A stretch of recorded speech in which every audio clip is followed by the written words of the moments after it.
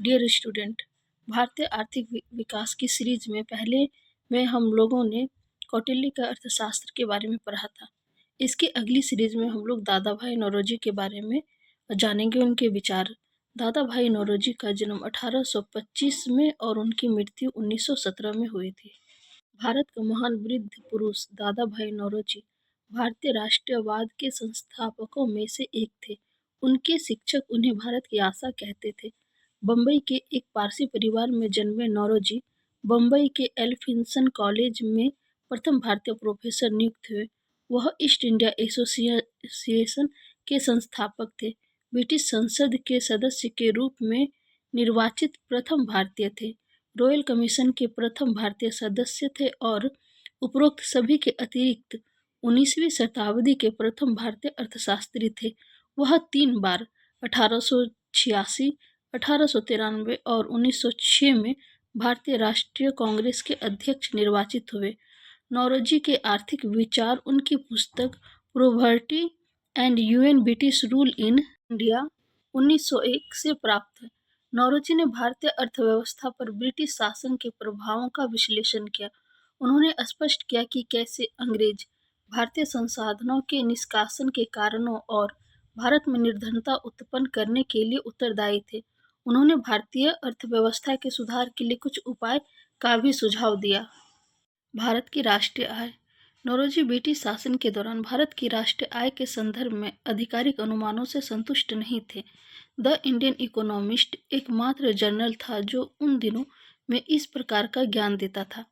देश की समृद्धि के संदर्भ में नौरोजी इस सूचना को अपूर्ण और बहकाने वाला मानते थे। उन्होंने स्पष्ट किया कि जब तक निम्न 2 बातों की पूर्ण सूचना प्रतिवर्ष नहीं दी जाती, पहला प्रति व्यक्ति औसत वार्षिक आय और दूसरा कार्यकारी श्रमिकों का स्वास्थ्य अच्छा है और वे भार ढोने वाले जंतुओं की तरह भूखे नहीं रहते, यह अप्रामाणिक कथन बेकार होगा कि भारत प्रगति कर रहा है। आधिकारिक आंकड़ों के आधार पर नौरोजी ने वर्ष 1867 से 70 के लिए भारत की प्रति व्यक्ति आय की गणना केवल 20 रुपये की। दूसरी ओर साधारण मजदूरों की न्यूनतम आवश्यकताओं की पूर्ति के लिए उन्होंने 34 रुपये की गणना की। उन्होंने निष्कर्ष दिया कि इस प्रकार का भोजन और कपड़ा जो अपराधी को प्रदान किया जाता है, उससे एक अच्छा मौसमी उत्पादन पर्याप्त नहीं होगा। उच्च और मध्यम वर्ग के व्यक्तियों को राष्ट्रीय आय का बहुत बड़ा हिस्सा मिल रहा था, जबकि निर्धन जनता जीवन की अपनी मूलभूत आवश्यकताओं के लिए भी पर्याप्त प्राप्त नहीं कर पा रही थी। आय की बढ़ती हुई इस असमानता के परिप्रेक्ष्य में नौरोजी 2 भारतीयों की चर्चा करते हैं, एक समृद्ध और दूसरा निर्धन। समृद्ध भारत ब्रिटिश और विदेशियों का भारत था, जबकि निर्धन भारत भारतीयों का भारत था। किंतु प्रति व्यक्ति आय की गणना में नौरोजी ने कृषि उत्पादन तथा उद्योगों के उत्पादन के मूल्य को सभी व्यक्तियों में बराबर बराबर अनुपात में विभाजित किया और इस बात की ओर ध्यान नहीं दिया कि कृषि उद्योगों तथा अन्य व्यवसायों में काम कर रहे व्यक्तियों की वास्तविक संख्या कितनी है।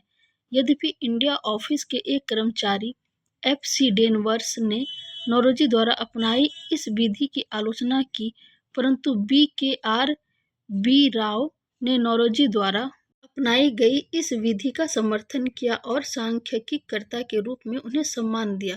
डेनवर्स की आलोचना, कैसे लोग 20 रुपये में निर्वाह करते हैं जबकि वास्तविक व्यय 34 रुपये है, के जवाब में नौरोजी ने कहा, प्रत्येक वर्ष लोगों के उपयोग के लिए उपलब्ध आय का शेष वर्ष के कार्य के लिए पर्याप्त नहीं है।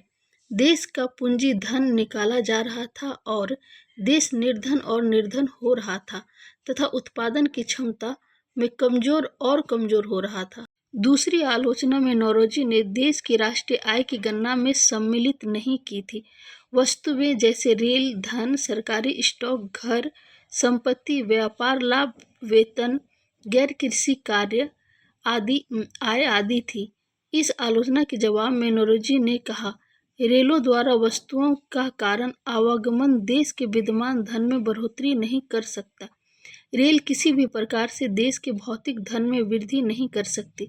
सरकारी स्टॉक के संदर्भ में उनका विश्वास था कि यह देश के भौतिक धन को नहीं बढ़ा सकता। उदाहरण के लिए सरकारी बॉन्ड पर ब्याज का भुगतान देश के राजस्व से होता है। इसी प्रकार निजी संपत्ति और आंतरिक व्यापार भौतिक उत्पादन का सृजन नहीं कर सकते। उन्होंने कहा, भारत के विदेशी व्यापार का लाभ इंग्लैंड को होगा। वेतन और पेंशन के भुगतान के संदर्भ में नौरोजी ने कहा कि ये देश के आगम से अदा किए जाएंगे। निष्कासन या प्रवाह सिद्धांत यानी कि ड्रेन थ्योरी। नौरोजी अपने निष्कासन सिद्धांत के लिए अर्थशास्त्री के रूप में प्रसिद्ध है। उन्होंने इस बात का विकास भारत में गरीबी की दशाओं की व्याख्या के लिए किया। निष्कासन सिद्धांत इस वास्तविकता पर जोर देता है कि ब्रिटिश भारत का प्रबंधन और संस्थाएं निष्कासन की प्रक्रिया की ओर उन्मुख थे। नौरोजी ने पाया कि ब्रिटिश शासन के अंतर्गत भारत के पास विश्व में सबसे महंगा प्रशासन था। इसका भारतीय अर्थव्यवस्था पर विनाशकारी प्रभाव था। नौरोजी का अनुमान था कि निष्कासन, जो 19वीं शताब्दी के आरंभ में केवल 3 मिलियन पाउंड था, शताब्दी के अंत में बढ़कर 30 मिलियन पाउंड हो गया। धन का बड़ा निष्कासन अनेक प्रकार से हुआ। भारत में अपनी बचतों को यूरोपियन अधिकारियों द्वारा अत्यधिक मात्रा में वापस भेजना। दूसरा, वेतन और पेंशन के रूप में रुपये को पाउंड में भेजना। तीसरा, सरकारी व्यय के लिए इंग्लैंड में भारत द्वारा भुगतान करना। चौथा, गैर अधिकारी यूरोपियनों द्वारा भारत के अपने व्यापारिक लाभों को वापस भेजना। पांचवा, मुद्रा जो भारत से बाहर इंग्लैंड जाती थी, ब्रिटिश पूंजी के रूप में लौट आती थी और विदेशियों ने व्यापार और उद्योग में एकाधिकार कर लिया था। इसका फिर परिणाम धन के बड़ा निष्कासन से होता है। इस प्रकार धन का विदेश गमन निरंतर होता रहता था और यह भारत में पूंजी निर्माण को प्रभावित करता था। नौरोजी ने अपने निष्कासन सिद्धांत को सिद्ध करने के लिए बहुत से सांख्यिकी आंकड़े एकत्रित किए। उन्होंने 1835 से 1872 के बीच आयात और निर्यात का परीक्षण किया और स्पष्ट किया कि निर्यात मूल्य आयात मूल्य की अपेक्षा 500 मिलियन पाउंड अधिक था। निष्कासन और भी अधिक होता अगर इस राशि पर ब्याज की गणना की जाती। बिना अत्यधिक गंभीर हानि को रोके कोई भी देश अपने संसाधनों का बड़ा निष्कासन सहन नहीं कर सकता। आगे जब भारत में रेलवे का निर्माण होता था तो सभी उच्च पद ब्रिटेन वासियों के लिए होने के कारण भारतीयों द्वारा यूरोपीय कर्मचारियों को वेतन और अतिरिक्त भत्ते पर अत्यधिक धन व्यय करना होता था। नौरोजी ने महसूस किया कि पुराने शासक, जिन्होंने आक्रमणों द्वारा भारत के धन को लूटा था, तब और अब के ब्रिटिश शासकों की अपेक्षा अच्छे थे। उन्होंने कहा, पुराने शासक क्रूर व्यक्ति की भांति इधर उधर भटकते रहते थे, किंतु अंग्रेज अपनी वैज्ञानिक छुरी से दिल को काट रहे थे। इस प्रकार नौरोजी के अनुसार भारत के आर्थिक संसाधनों का दो प्रकार से बड़ा प्रवाह होता था। एक आंतरिक प्रवाह द्वारा अर्थात करारोपण, ब्याज भुगतान और लाभ द्वारा क्रय शक्ति का हस्तांतरण, गरीब वर्गों से धनी वर्गों और गरीब क्षेत्रों से धनी क्षेत्रों में। दूसरा, बड़ा प्रवाह द्वारा अर्थात अनावश्यक निर्यात, जो आयात के रूप में समान प्रतिवर्ष उत्पन्न नहीं करता। बड़ा प्रवाह की प्रक्रिया का संचालन कार्यात्मक रूप से कोषों के शुद्ध हस्तांतरण से संबंधित है, जिसका भारत की व्यापार शर्तों पर विपरीत प्रभाव पड़ता था। इस प्रकार आंतरिक प्रवाह से तात्पर्य देश के अंतर्गत धनिक द्वारा गरीब क्षेत्रों या व्यक्तियों का शोषण है, जबकि बड़ा प्रवाह से तात्पर्य धनी देश द्वारा गरीब देश का शोषण है। ब्रिटिश प्रशासन की आलोचना। हाउस ऑफ कॉमन्स में अपने भाषणों द्वारा नौरोजी ने भारत में ब्रिटिश प्रशासन की कुटु आलोचना की। उनका मुख्य प्रहार ईस्ट इंडिया कंपनी के अनुचित, विनाशकारी और शोषणवादी ढंग पर था। एक ओर यह देश के आंतरिक व्यापार का नाश करता था और दूसरी ओर प्रशासन में आयातित श्रम को नियुक्त करता था। इस प्रकार भारतीय देश के प्रशासन में अपने उचित हिस्से से वंचित हो जाते थे।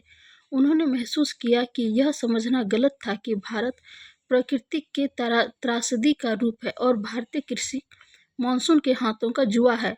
उन्होंने कहा, अगर भारत अंग्रेजों के अंतर्गत प्रगति नहीं करता तो यहाँ उनके अस्तित्व का कोई औचित्य नहीं है। आलोचनात्मक मूल्यांकन। नौरोजी प्रथम आर्थिक विचारक थे जिन्होंने आधुनिक भारत के लिए आर्थिक विचार का ढांचा प्रदान किया। चूंकि उन्होंने धन की भौतिकवादी धारणा और राष्ट्रीय आय के चलन पर बल दिया, इसलिए हम कह सकते हैं कि प्रमुखतः प्रकृतिवादी संप्रदाय द्वारा प्रभावित थे। वो प्रथम भारतीय थे जिन्होंने प्रति व्यक्ति आय और राष्ट्रीय आय की गणना की।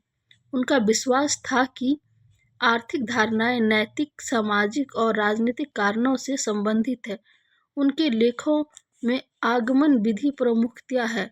उनका योगदान निष्कासन सिद्धांत था। उन्होंने वास्तविक अर्थ में भारतीय अर्थव्यवस्था की तस्वीर प्रदान की।